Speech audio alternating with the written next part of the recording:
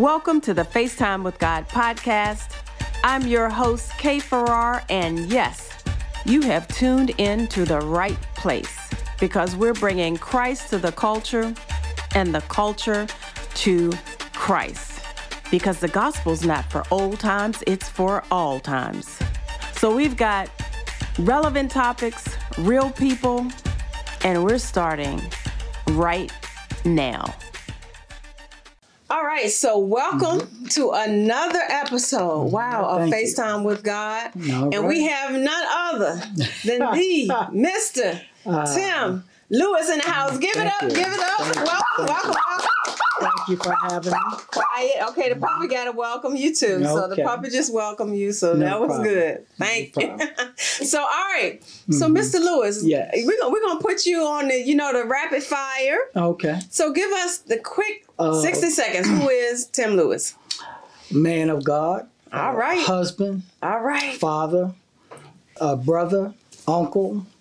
Golfer. I think that's it. All in a nutshell. Yeah. Wow. Less than 60 seconds. All right. It was less than 60 seconds. Yeah. And I love it that you started with Man of God. That is awesome. Yes. And you left the golf down to the end. That's awesome too because, that makes me feel okay about the fact that I am sure that I cannot beat you on the golf course. And you're probably right. But it's all good. It's all good. So how long have you been a golfer? Probably about 15 years now. Oh. Yes. Started when I was at Henrico High School. Wow. So have you done any tournaments? Oh, no, not. I'm just recreational. Okay. But as an avid golfer, hobby. Okay. Loved it. Okay. Yes, love it, period. How often do you golf? As much as I can, but now because I'm working, weekends. On the weekends? Okay. All right. So you go out there, 8 o'clock in the morning, and you come back 8 o'clock at night? Well, that's days when I'm just hitting balls. It's about a 2-3 hour process. But when we play, it's about 4.5 hours. 4.5 hours. All right. So you with a group of guys that go? Okay. Yes. Do you have your course of choice? We kind of choose. We play one course 1 week, or we play one course 1 month, and then we switch it up the next. Okay. What are the courses, or is it the Crossings, Highlands, First Tee, Birkdale, Providence is quite a few. A lot of them are in this area, and then we go out Trevette, which is out in New Kent. And then some of these places Birkdale, I've never heard of. And Brookwood. Yes. Brookwood, okay. Yes. Have you ever done any in Williamsburg? Yes. Okay. Colonial. Okay. Yes, so we play down there. Awesome. All right. You got your chops there. Yeah. You got your chops. All right. You did great on that 60 second, by the way. Right, I'm enjoying it. All right. So give me another 60 second and tell me just I was going to say about your career, but just about your life overall from, where you were born, where you grew up until now. Born in the West End. Okay. Attended Richmond Public Schools. After Richmond Public Schools, attended Virginia Tech. Okay, Tech in the house. Yes, and then I think that's when my faith became even stronger because of challenges that I went through. Okay. And then I'm taking y'all through the trip on how I got to where I am. All right. And I love that. Really it was God and I, or it was God himself. The saying is, if you ever want to hear God laugh or make God laugh, tell him your plans. And wow. And you get your laugh. But anyway, my trials at Tech, when I came out of Virginia Tech, I was one of the top 100 basketball players in the country. Wow. I was considered one of the top 40 in 3 All-Stars camps that I attended. And then I went to Virginia Tech, and it wasn't in the plans. I did play. I guess one of the most, you can say, excitement is I had a chance to play with Dale Curry. Okay. Seth Curry's dad. Okay. At Golden State. So roommate and met some lovely guys, the good guys. And then through that walk,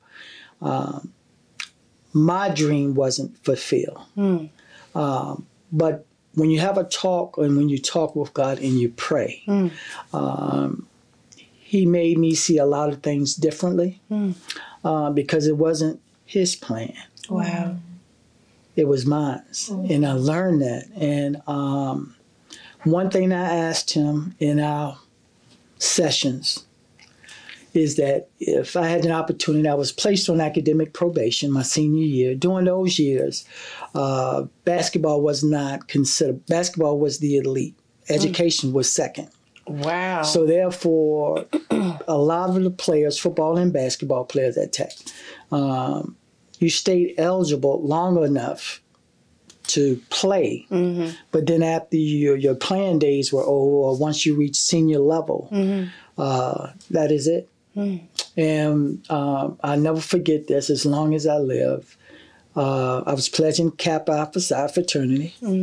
And during those days, they isolated us, which means you had all the athletes over here and the student body over there. So it was no really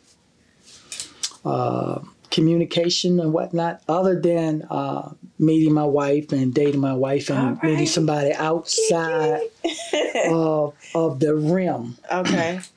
And then in doing that, one of the guys said, man, I'm going to meet with my academic advisor to see where I am. We were juniors at this time. And I said, academic advisor? What are you talking about, man? I said, the coaches does our scheduling. Okay. And then next thing you know, went to my coach and asked him where am I, what I'm doing, graduating, how many classes I need to take. And he put his head down and said, Tim, you need to go to see your real academic advisor, which is Dr. Driscoll at the time. And when I went to talk to her, gave her my stat sheets as far as what classes I've taken and whatnot, she just broke down crying. And she said that I am tired of Virginia Tech doing this to people like you and student athletes here at Virginia Tech.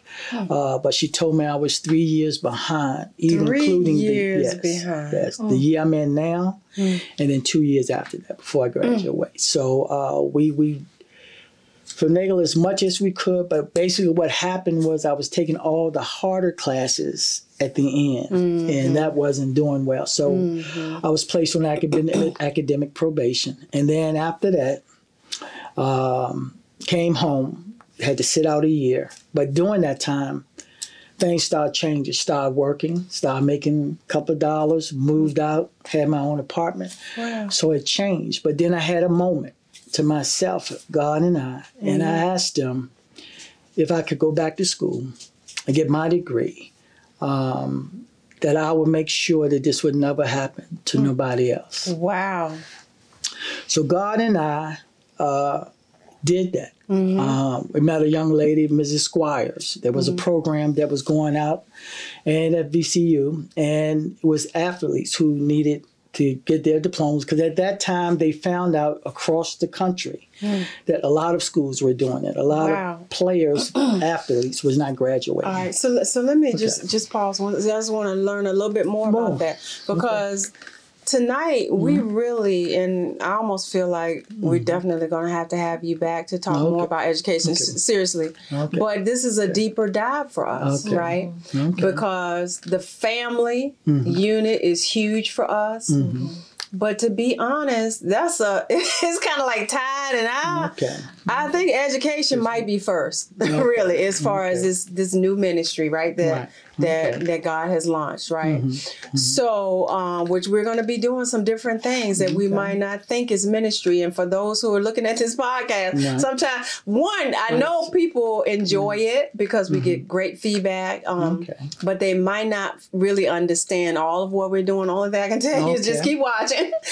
But from the educational standpoint, so it sounded like you thought you had an advisor with your coach. Correct. But what he was advising was, don't worry about it. Right.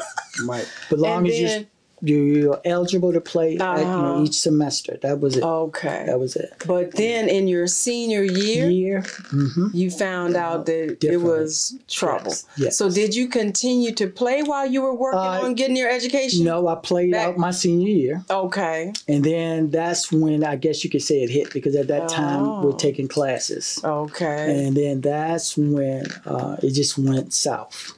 So in other words, because after your senior year, you couldn't play anymore. Correct. Really. So at that point, they didn't They weren't concerned that you found out the truth. There you go. Yeah. And that's on you to figure it out. So that means you had to pay to continue, or did your scholarship continue? My scholarship continued to the end of the year, as far as planned. Season ended in April. Then we was finishing up in the end of May. So that was it. So then after that, went home, came home rather, and like I said, worked. And then really, to be honest with you, it was like almost walking in the wilderness. Wow. With God, because 10 years had lapsed. But let me show you how God works. Okay.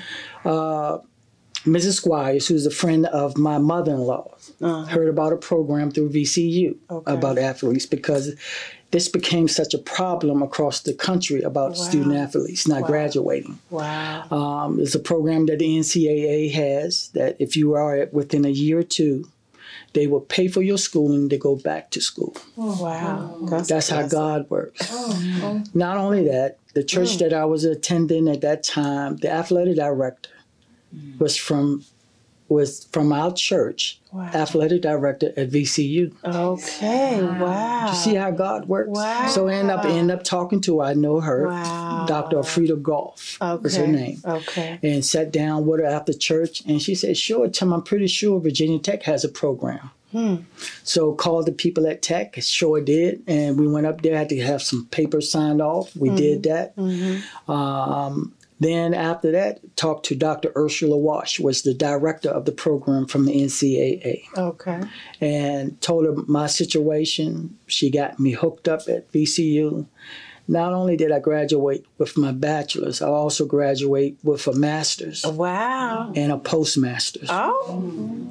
I have wow. a master's in school counseling. Okay. And a postmaster's in administration and supervision. That's how I led into administration. Got you.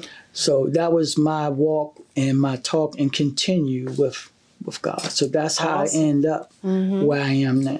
All right, so talk a little bit about where you are now and what you do today. Assistant principal still, you know, and I don't know why I'm not a principal. Okay. Because I've tried. But it was one day I was at a friend's grandmother's funeral. Okay.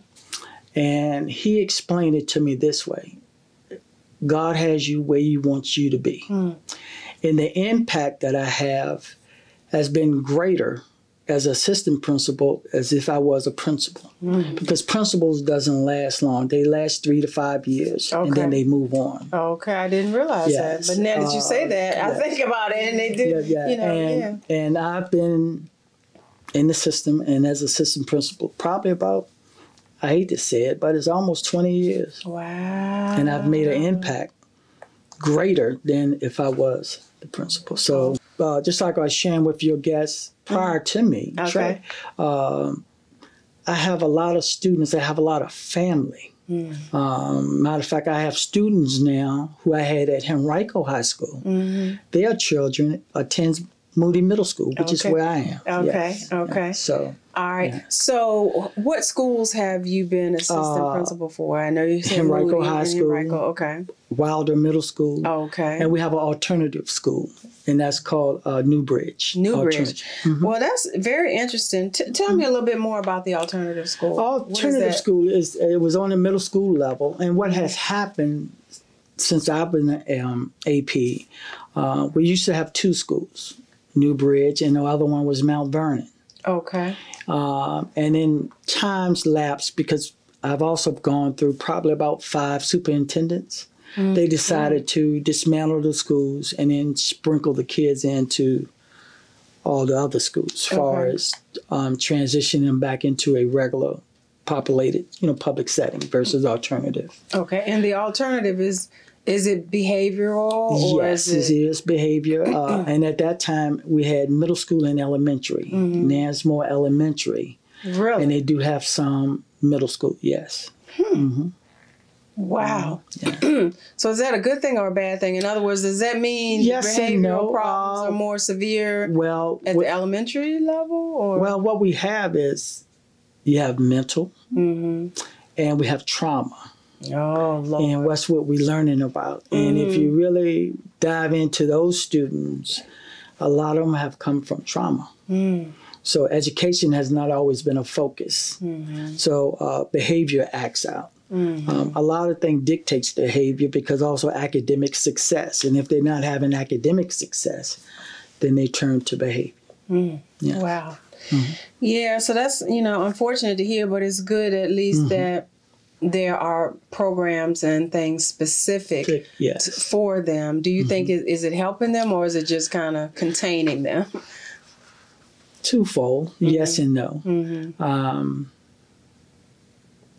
In education, you have to have the right teachers. You have to have teachers who love students, all students, and they have to be passionate about what they're doing. If you imagine those two put together, then yes.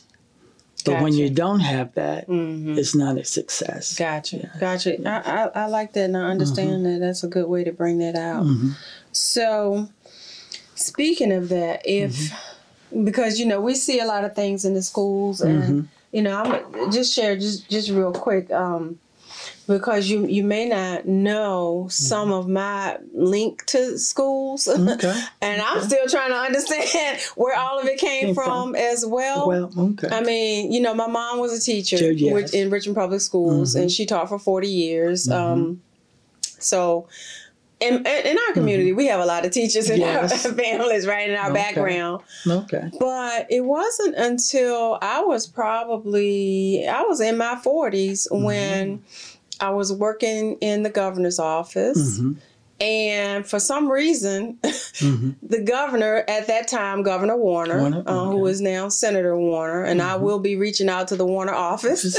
I will be, and I will probably be calling them tomorrow because I need to get on that. But Governor Warner had an amazing idea for what he called partnership for achieving successful schools, right? And it was targeting Chapter 1 schools who were in danger of losing accreditation because of low performance on the SOLs. And basically, the backwardness, and I have to say it that way, of how the SOL program works is if your school continues to not perform, you're in danger of losing your accreditation, which means you're going to lose funding. That is correct. So, in other words, poor performing schools on a consistent basis lose funding. And you think, wouldn't we want to put more money to help level it out or see what needed to be fixed? So it seems sort of backwards in that way, but maybe what it means is we're not going to fund failure. So I suppose you could look at it that way. But his plan was to help the schools level up. And so he had a huge initiative from both the academic side as well as the school community partnership side. And I headed up that side. But why they picked me, and I didn't really come from a background, but oh my gosh, I was so passionate about it. And I would have to go out and speak to different groups and things. And I would get up and I would talk about statistics, believe it or not, right? And I would talk about part of the formula that actually Congressman Scott mentioned one time, and I do think it may have changed, but part of the formula for determining the number of prison cells we need 20 years down the road is today how many kids are reading on, grade level. And if they're not on grade level by grade 3, it's like, guess what, little Johnny, we got something for you. It's not a room in a college dorm, but it is a room in a prison cell because that's where we know you're headed. Based on your score. Based on where you are at 3rd grade. And every time just about that I told that story up in front of all these important people, I would cry. I would break down and cry because it hurt my heart. It's like we know where you're headed.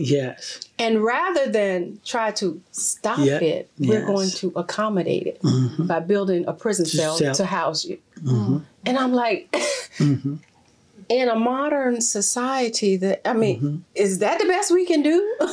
So my question to you, knowing what you know, and even what we were saying about some of the alternative schools and things, if you could change, money was no option, and you could do anything, maybe 3 things to change the outlook and change the outcomes that we're seeing in schools today, what 3 things would you pick?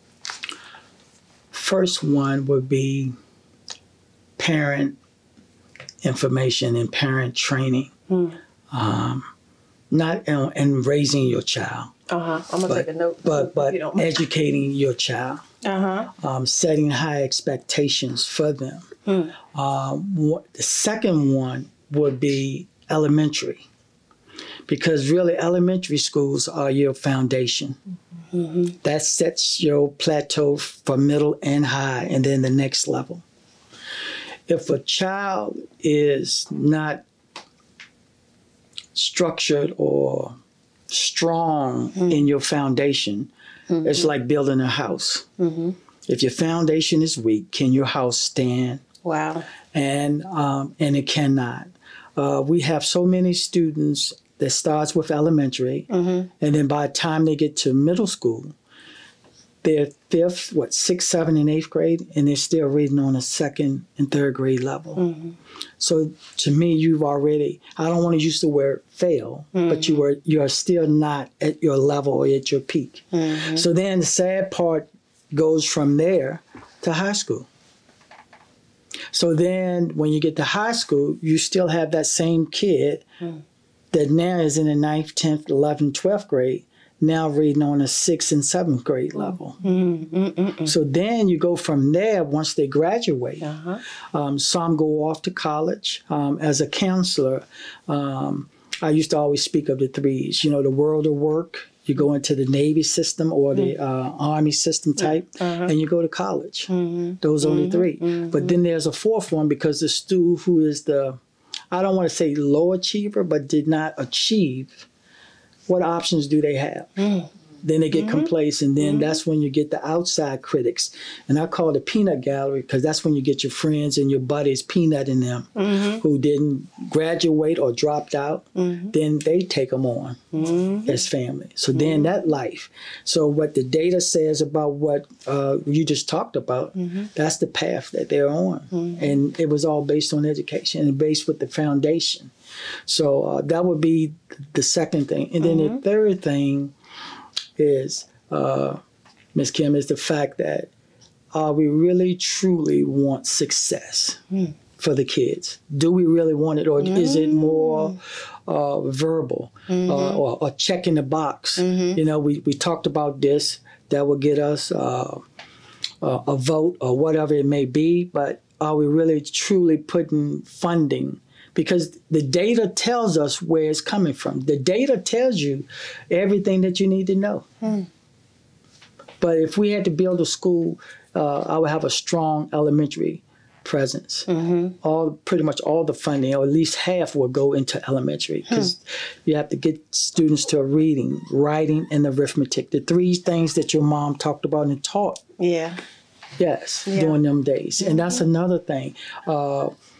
During those days, since you talked about your mom teaching, I came up through that era. You had teachers who loved the students. Yes, they did. Passionate about what they wanted to do, and passionate about your level of success. If you were not doing good, you would get a call from your teacher and call your parents and say, I'm concerned about Kim. She started off with an A, and now we're 6 weeks in, and she didn't drop down to a C and a D. Is everything okay? She's not doing this. She's not doing that. It's something that I can do. Can I have her to stay back after school to work with her? We don't have that. We have teachers that chose education, but education didn't choose them. And that's the God honest truth. We do not have, not all y'all, but we do have some. But see, I call those gatekeepers because of the fact you're determined based on how little Johnny is going to perform. And if you're not into Johnny, or you don't have the passion or love for his success and want to see him succeed, he won't. So that's the difference. I cannot fathom anybody going into teaching who does not care, who does not have love in their heart. I really can't. And I think that probably is the case even today for the majority of them. Trying to get my voice together. But I don't know that in today's situation that it stays. I think some of them are wearied, you know, worn out, beat down by the system itself. Yes. Then the behavior of some of our students will drain the love by the time they finish cussing you out, disrespecting you, back talking, being rude. I was physical in some cases. Then it snuffs out that passion and that candle. And they just get worn out. And then, not to mention, I don't know how you feel about teacher pay and all that good stuff. So, but tell me, go ahead, because I know you were about to say something. You are absolutely correct. I have some 6th graders, which are, 10 or 11 years old? You would be amazed at some of the things that they say out of their mouth. I'm serious. I wish I could say it on the air, but y'all would be hitting that bleep button the whole time. But then if you peel that onion back, he's being raised by his grandmother or auntie or grandfather. And then what I try to do is in my 25 years, I've always tried to build a relationship, a rapport. And the good thing how God has blessed me is the fact that over the years, starting out, all I have now is family. Somebody's cousin, somebody's niece. Oh, Mr. Lewis, that's my grandmama. So that's the amazing thing about God and I and what he has built around me. Burnout, you mentioned that. It is. There's so many things that go into education. We talk about the parent whose child who's not performing, but also you talk about the parent because you have to figure out what's going on. And sometimes, y'all, it's the parent has 2 and 3 jobs in order to try to make ends meet. Wow. You get that? So it's on one hand, it's almost like you got a half a dozen in one hand and 6 in the other, and then which one outweighs the other, and it's hard to say because the parent will tell you, well, Mr. Lewis, how my rent is going to get paid because I'm a single mother. You had mentioned that earlier. So we have to do a better job in trying to fix that. It's just so many things that takes on education, and that it can go either way, right, left, north, south. It's so much. I can't even pinpoint one particular thing. Gotcha. Because if you talk about that one thing, then that one thing leads to 10 things. So that type of thing. Right. Well, if you could, let's just say we had a grant that came in, right? And it was one of those grants where we got $3 million for the, the first grant period. And then after that, it was renewable up to whatever money was needed, right? So in other words, money's no option. Right. And we had recruitment, we had the programming put together. What would your ideal solution look like to some of the problems that we're seeing today if you were building something from the ground up? One, you have to start with your foundation, which is your teachers. Okay. Because those are going to be the ones out front. To make sure they have the proper training. Okay. And when I say training, 40 years ago, when your mom was teaching, it was not a problem. Today, it is massive in education, and that's trauma and mental health. They have to have that training. It's no longer just teaching and graduating a student, or a teacher rather, graduating, and they know how to do math and teach math. But if they haven't had any training in mental health and trauma, then they will not know how to teach the 21st going into the 22nd century student that's coming along. Got it. 2, community training. We've gotten away from a partnership you had mentioned that earlier about Governor Warner. In the past, you had parents and teachers camaraderie. It's a partnership. You call home, you tell the parent what your child has done, and next thing you know, if your mom was like my mom, she lit you up. Now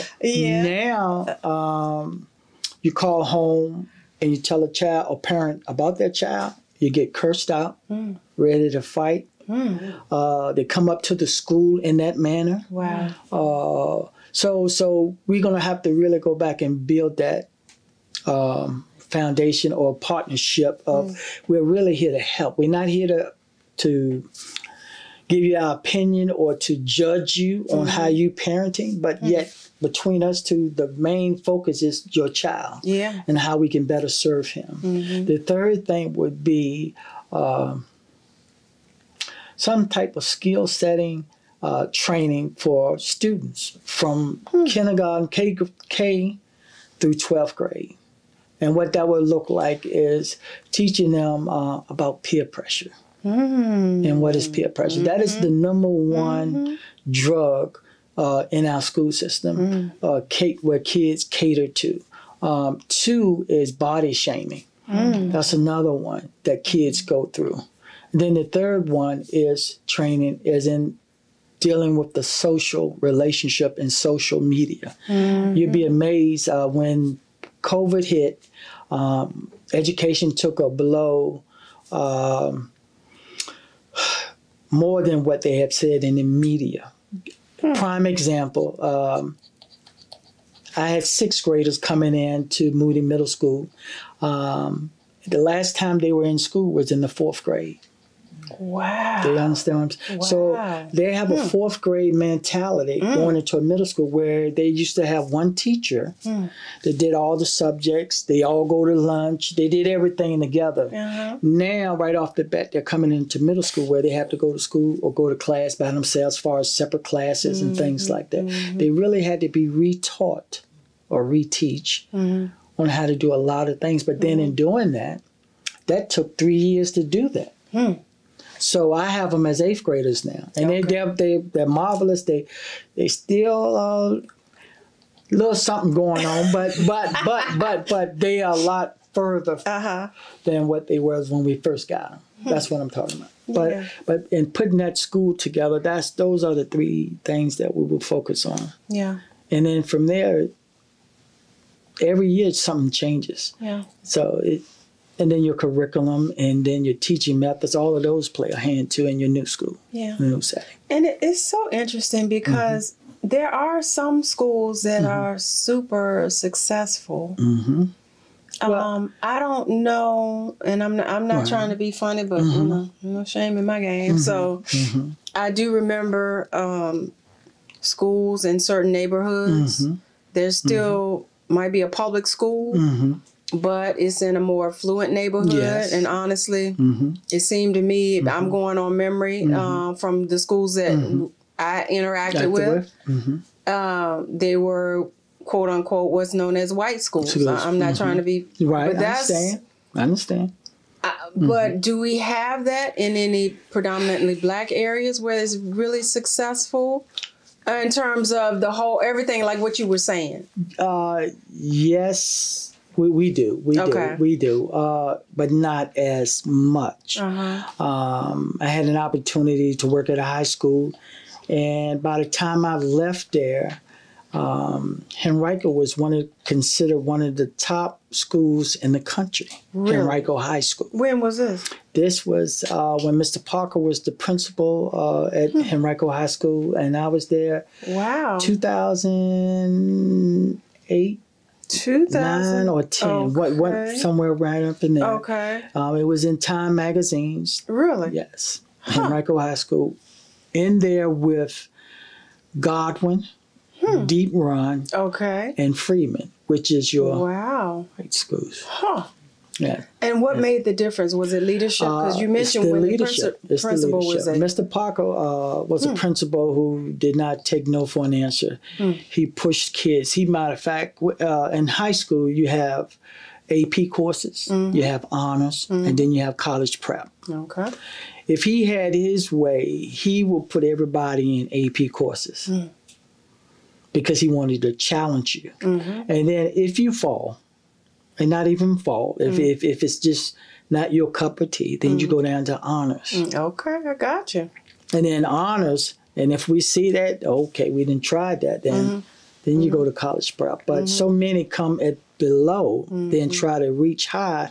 It's hard. To me, I've always believed in that method, that if you push them. And matter of fact, on that note, the year that he was there, his last year, him and I created a summer program where we took the average kids. It took about 40 students who was signed up for prep classes, just college prep classes. We put them in all honors. And they achieved. Wow. And every last one of them went off to college. Isn't that something? But then some things changes, yes, and then another principal came in, and then it just went back reversed it. Yeah. So leadership is leadership is very important. It's key. And the leadership has to be for all. And that's what we do not have. Wow. Yes. That's something. This has been an awesome interview. Thank you.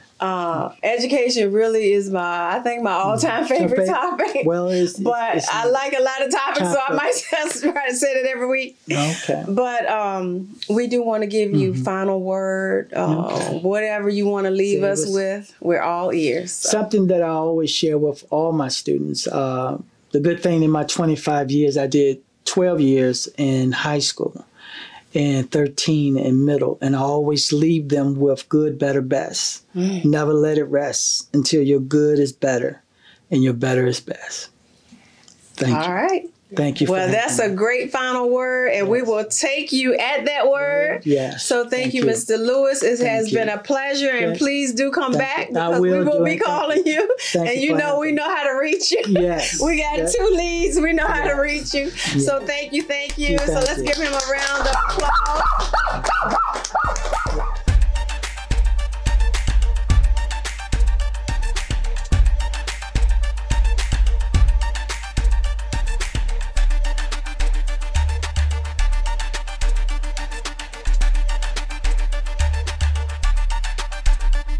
Colossians 3:23 and 24. And whatever you do, do it with all your heart as unto the Lord and not unto men, knowing that it's of the Lord that you shall receive the reward of the inheritance, because you serve the Lord Christ.